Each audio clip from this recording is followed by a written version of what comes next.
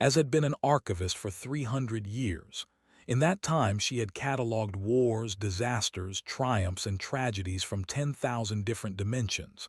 Her crystalline form shifted through soft purple hues as she worked, a sign of contentment. She enjoyed her job. There was order to it, patterns, logic. Every species had their heroes. Every civilization had stories of sacrifice, but they all made sense. Parents died for children because of genetics. Soldiers died for countries because of duty and honor. Religious figures died for gods because of faith. The math always worked out. Biology, culture, or belief systems explained everything. Then the human files arrived. As first noticed the problem during a routine data sort. The Historical Preservation Society had just finished scanning Earth across multiple timelines. Thousands of sacrifice events populated the database. She assigned them to her team for standard categorization. 2 days later, her assistant Hose requested a meeting. He was in being, all sharp angles and methodical thinking. His species had evolved from hive hunters. They understood sacrifice in terms of colony survival. He stood in her office doorway, his 4 arms clutching data tablets, his mandibles clicking in distress. "There's an error in the human files," he said. "What kind of error?" as asked. "All of them, the whole dataset is corrupted. Nothing makes sense." As pulled up her display, "Show me." Hose transferred a file. It showed a human male, approximately 50 years old, in what appeared to be a burning structure. The translation matrix labeled it as an apartment building. The human wasn't running out. He was running in. "He's going back inside," Hose said. "The building is collapsing. The fire has consumed 70% of the structure. He will certainly die." "For what purpose?" as asked. "His offspring, his mate." "A cat." As looked up from the screen, "Define cat." "A small, domesticated predator. Not even his own.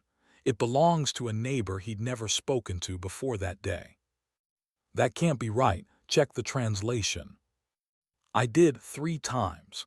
The human dies retrieving an animal that provides him no genetic benefit, no social standing, no religious merit.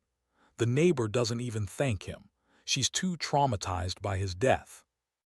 As felt her form flicker through confused orange tones. "Perhaps this is an anomaly, a mental defect." Hose transferred another file, then another, then 100 more. "A human female, 18 years old, drowning in a river to save a stranger's child. A human male, 25, staying behind on a space station to manually override life support, sending escape pods to safety while dying alone in the vacuum. A human female, 70 years old, throwing herself in front of a ground vehicle to push someone she'd never met out of the way." "These are all," as asked quietly.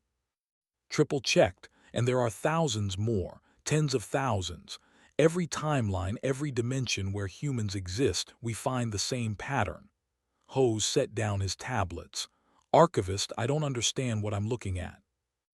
As stood, her species didn't need to move much, but she found it helped her think. She drifted to the window overlooking the archive's main floor. Below, hundreds of researchers from dozens of species cataloged the multiverse's history. "There must be a pattern," she said. "Perhaps their biology is different, some kind of chemical compulsion." "I checked. Their brain chemistry shows fear responses appropriate to the danger. They know they're dying. They choose it anyway." "Religious programming." "Some are religious. Most aren't. The ones who belong to different faiths with different doctrines. There's no common theological thread." "Cultural conditioning." "That was my first thought, but it appears across all human cultures. Eastern, Western, Northern, Southern, rich, poor, every variant." As turned back to him. "That's impossible. Evolutionary biology doesn't support sustained altruism beyond kin groups and reciprocal relationships. There must be something we're missing." "That's what I thought," Hose said. "So I'm requesting permission to launch a full investigation. research drones, observer posts, the complete analysis protocol. Do you know how expensive that is?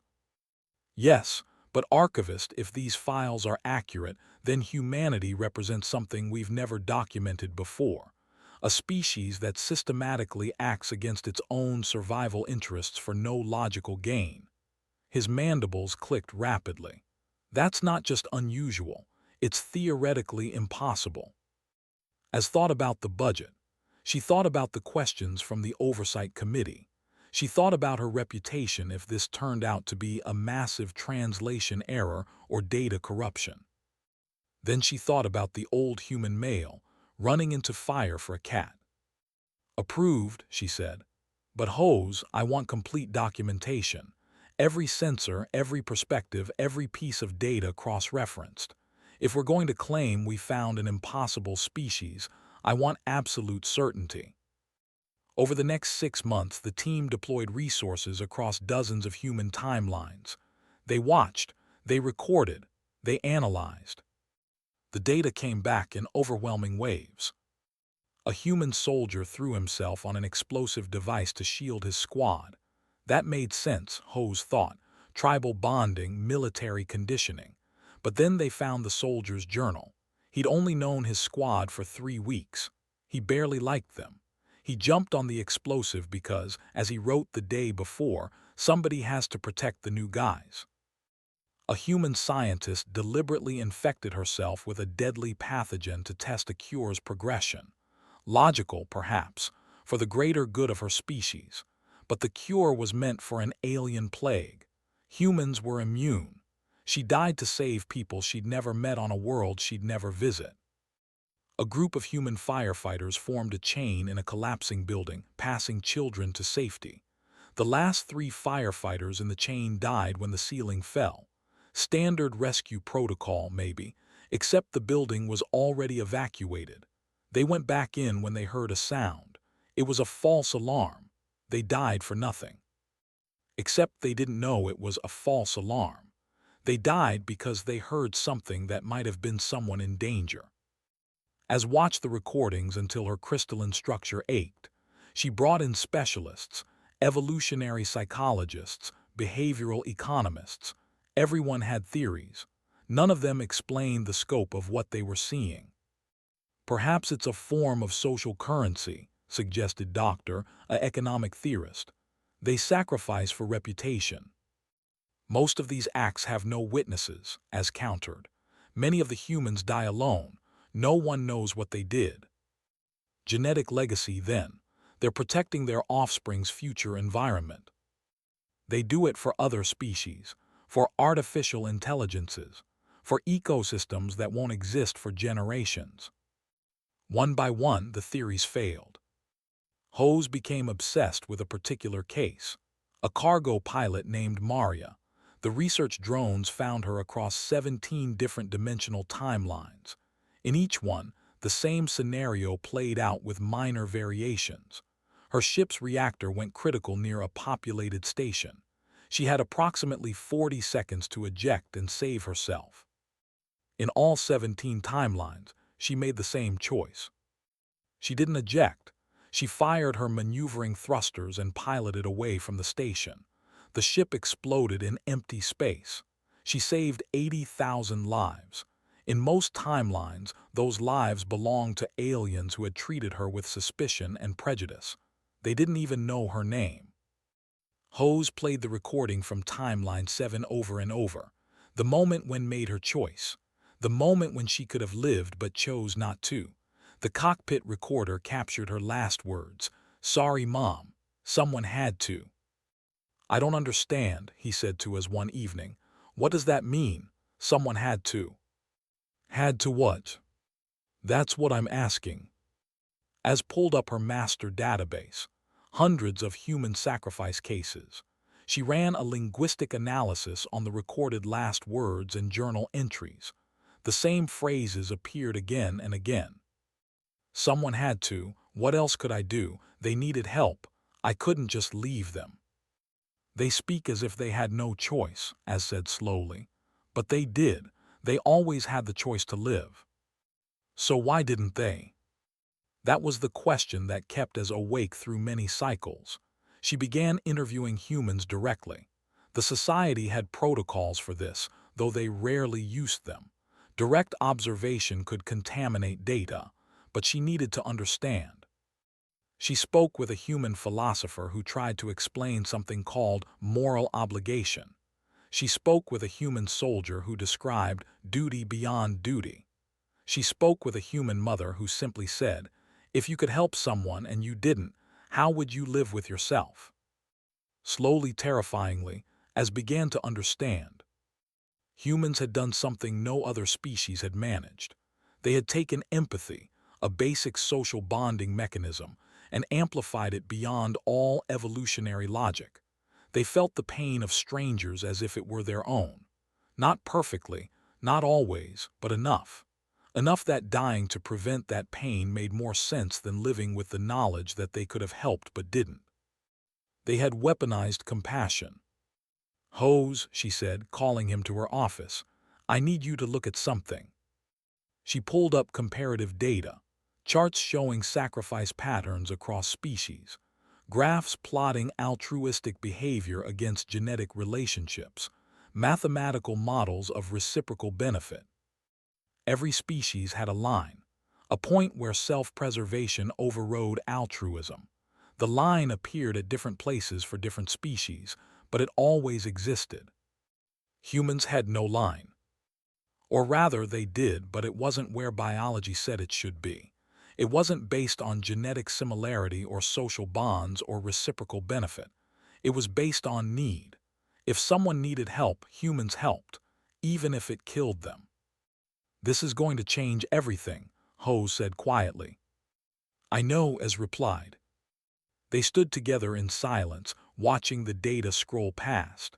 Thousands of humans across thousands of timelines making the same impossible choice. To save others at the cost of themselves. Not for glory, not for reward, not for any reason that made sense to anyone but humans. "What do we do with this?" Hose asked. As flickered through a dozen colors before settling on determined gold. "We document it, we verify it, and then we share it with everyone. Every species needs to know what humanity is before they meet them." "Why?" "Because when humanity reaches the stars, they're going to start dying for people, for aliens, for species they just met. They won't be able to help themselves." She turned to face him directly. "The galaxy needs to understand what that means, what it costs, and what it says about what we all could be." The investigation continued. The files grew. And in the archive of the Historical Preservation Society, a new section began to take shape. The largest collection of sacrifice data ever assembled, a testament to humanity's beautiful, terrible, incomprehensible compassion. They called it the Terran Sacrifice Compendium. And they had no idea what it would unleash. The Society's Oversight Committee met in the Grand Chamber, a space designed to accommodate beings of all sizes and environmental needs. As stood at the center, her crystalline form refracting the chamber's light into rainbow patterns. Around her, 50 representatives from 50 species waited to hear her presentation. She was about to tell them that everything they understood about evolutionary biology was incomplete. "Members of the committee," she began, her voice translated into 50 languages simultaneously. "6 months ago, my team began investigating anomalies in human sacrifice behavior. I'm here to present our findings and make a formal recommendation." She activated the main display. Images of humans filled the air, piloting her dying ship, the firefighters in their chain, the old man running into flames, thousands of faces, thousands of impossible choices. Humanity represents a statistical impossibility, as said. They are a species that has systematically chosen compassion over survival, not occasionally, not in specific circumstances, consistently, across all cultures, all timelines, all variants we've observed. Counselor Brent, a gaseous being who communicated through color changes, pulsed a skeptical brown. You're saying an entire species is biologically defective. No, I'm saying they're evolutionary stable despite behaviors that shouldn't allow for that stability. They pay enormous costs to help others, including non-kin, strangers, and even other species. Yet they thrive.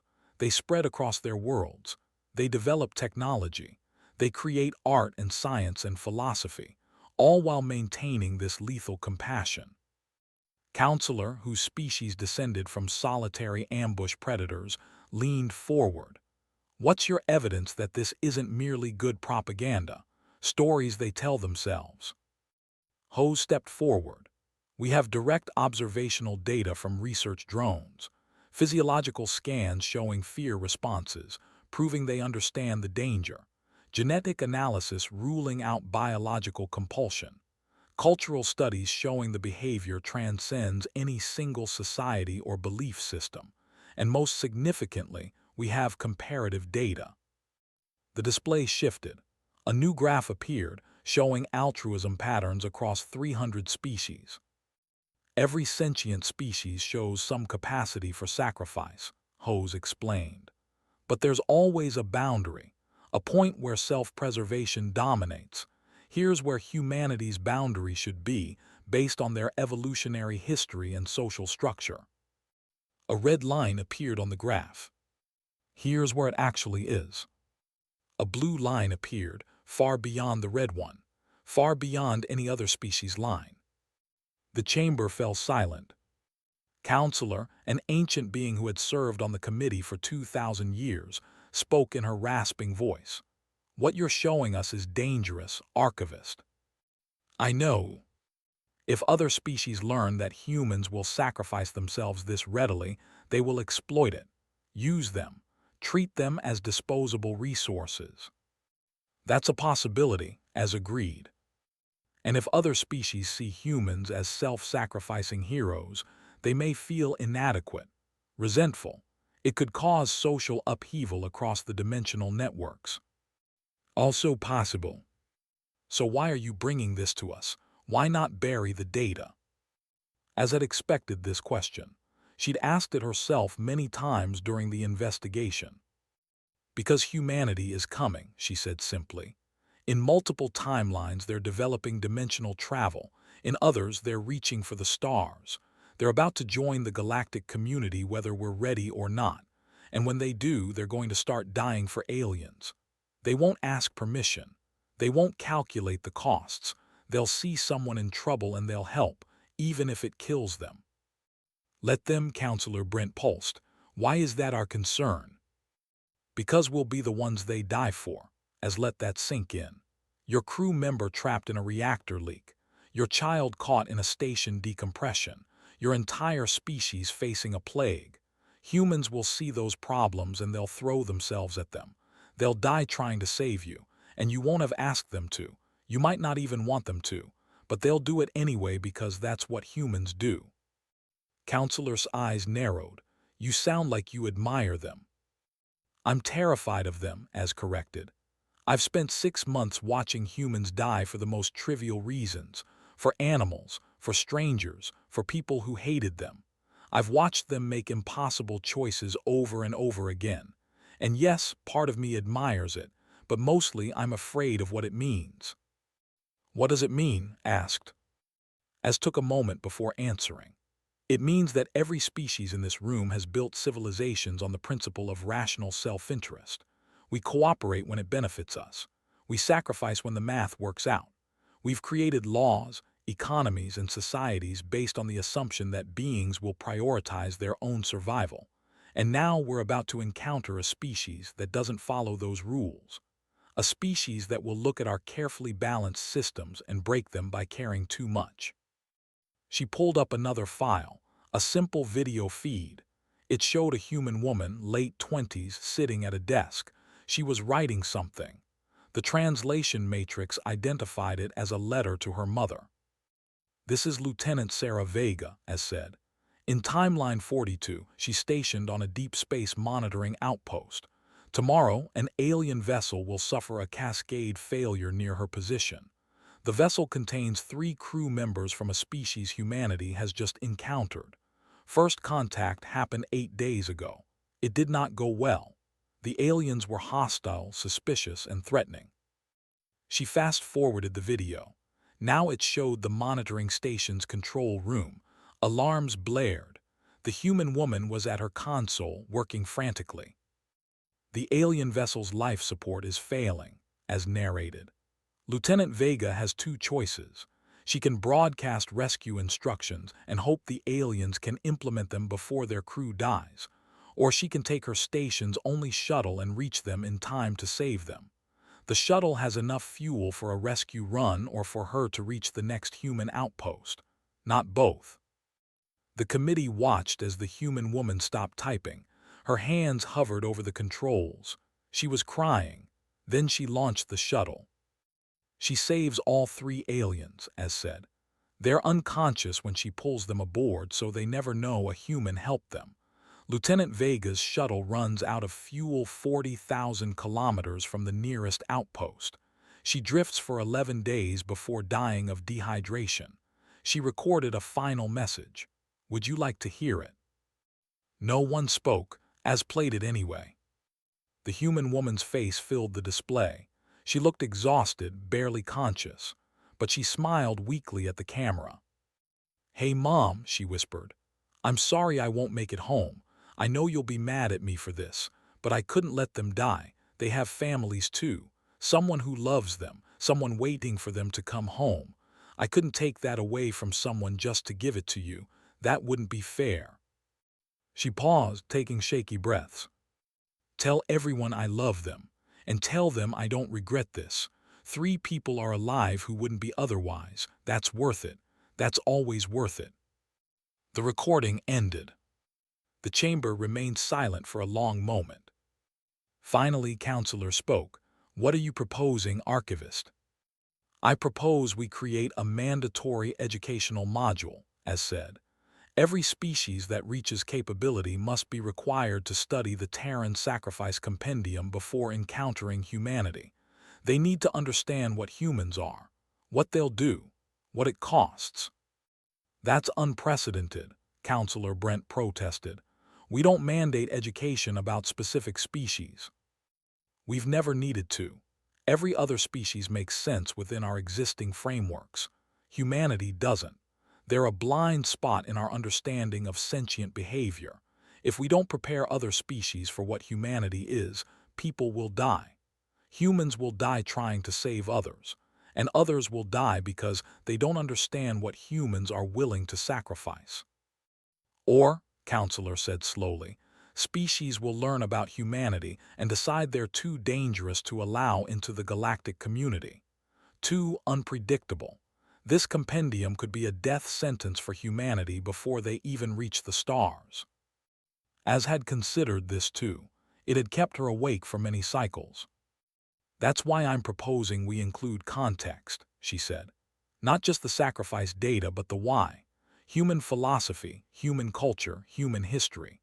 Let other species understand that this behavior comes from something beautiful, not something broken. Let them see that humans don't sacrifice because they're suicidal or defective. They do it because they've chosen to value others' lives as much as their own." "That sounds like propaganda," said. "It's the truth, and other species deserve to know the truth before they meet humanity. They deserve to know that somewhere out there, a species exists that will die for them, not because they've earned it, not because there's profit in it, but simply because humans think that's the right thing to do." Counselor studied Az for a long moment. "You've changed your position, Archivist. When you started this investigation, you wanted to find the logical explanation. Now you sound like you're advocating for humanity." "I'm advocating for honesty," Az replied. "I've spent 6 months trying to find the pattern, the trick, the hidden logic that makes humanity's behavior make sense. There isn't one. They're exactly what they appear to be, a species that cares too much, and the galaxy needs to know that, because when humanity arrives, everything will change." "How?" Brent asked. Az thought about all the data, all the recordings, all the impossible choices. She thought about dying in space, about the firefighters in the chain, About Lieutenant Vega drifting alone in the dark, satisfied that she'd saved 3 aliens who'd never know her name. Because humanity will force us to ask ourselves a question we've been avoiding for, she said. They'll show us that intelligence doesn't have to be coupled with rational self-interest. That advancement doesn't require calculating the cost of every action.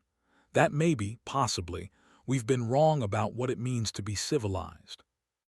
She gestured at the display where images of human sacrifice still flickered. Every species in this room has said that unlimited altruism is impossible, that evolution doesn't support it, that any species showing such behavior must be defective or doomed. Humanity proves we're wrong. They're thriving despite their compassion, perhaps because of it. And if we're wrong about that, what else are we wrong about? The committee debated for hours. Arguments flew back and forth. Concerns about exploitation, about resentment, about setting impossible standards. Worries about humanity's survival if other species learned how easily they could be manipulated. Questions about whether humanity's behavior was truly sustainable or just a temporary aberration. Finally called for a vote. The Terran Sacrifice Compendium was approved for publication. 43 votes in favor, 7 opposed.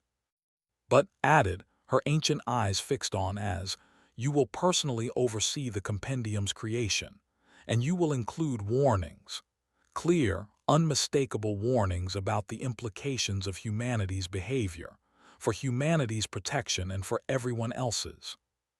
Understood, as said. As the committee dispersed, Hose approached her. We did it, he said. The compendium will be shared across all dimensional networks. Yes, as agreed, but she didn't feel victorious. She felt something closer to awe mixed with dread. They returned to the archive and began the final compilation. The Terran Sacrifice Compendium grew into the largest single-species study the Society had ever produced. Thousands of documented cases, hundreds of analysis papers, psychological profiles, cultural studies, biological scans, philosophical treatises. And through it all, one simple truth. Humanity sacrificed because they couldn't imagine doing anything else. As wrote the introduction herself, she labored over every word, trying to capture what she'd learned. This compendium documents a phenomenon unique in our understanding of sentient life. It began. Humanity exhibits sustained altruistic behavior beyond all evolutionary predictions. They sacrifice for kin and stranger alike, for member of their species and for others, for the living and for concepts like justice and mercy. They do this not from biological compulsion, not from cultural programming, but from a choice they make again and again, to value others as much as their own. She paused in her writing, watching through her office window as the archive's researchers went about their work. Beings from 100 species, all studying the past to understand the present. Would they understand what humanity was? Could they? She added a personal note to the introduction, breaking protocol. But this was too important for protocol. To the species who will read this, humanity is coming. They will reach the stars. They will join the galactic community. And when they do, they will save you. They will die for you. Not because you deserve it, not because you've earned it, but because they see you suffering and they cannot look away. This is not a weakness to exploit. This is not a standard to measure yourself against. This is simply what humanity is, and your response to their sacrifice will define you far more than it defines them. The compendium published on a Monday morning, as activated the distribution protocol and watched as it spread across the dimensional networks. Within hours, millions of beings across 10,000 dimensions were accessing it, reading humanity's stories, learning what humans were willing to do. The responses came quickly. Some species reacted with skepticism. Surely this was propaganda, exaggeration, myth. But the data was there, cross-referenced, hard to deny. Some species reacted with fear. A species that didn't value its own survival properly was dangerous, unpredictable, impossible to negotiate with. Several civilizations immediately flagged Earth as a quarantine zone, until humanity could be properly assessed. Some species reacted with inspiration. They created study groups, philosophical movements, educational programs based on human altruism. They asked themselves, could we be more like this? Should we? And some species reacted with grief. They read about Lieutenant Vega dying alone in space, about piloting into oblivion, about the firefighter crushed under rubble saving children who weren't there, and they wept for a species they'd never met, who gave so much and asked for nothing. Hose compiled the response data. It's the most accessed historical document in the archive's 50,000-year history, he reported. Every major civilization has downloaded it. There are already debates in a dozen galactic councils about what to do when humanity reaches space. What are they saying, as asked? Everything. Some want to protect humanity from itself. Some want to exploit them. Some want to learn from them. Some want to avoid them entirely. But they know now. They know. As added a final entry to the compendium, an epilogue that she hoped would shape how other species approached humanity. We have documented humanity's sacrifices so all species might learn, she wrote. But the true lesson is not whether we can emulate them. The question is whether we can be worthy of the sacrifices they will inevitably make for us. When a human dies to save you, they are not asking for your gratitude. They are not demanding you change to be more like them. They are simply demonstrating what they believe all life is worth: everything. She paused, considering her final words carefully. Humanity extends its hand in friendship readily, but remember, these are the same hands that will break every bone pulling you from the fire. They save what they love, and they love far too easily.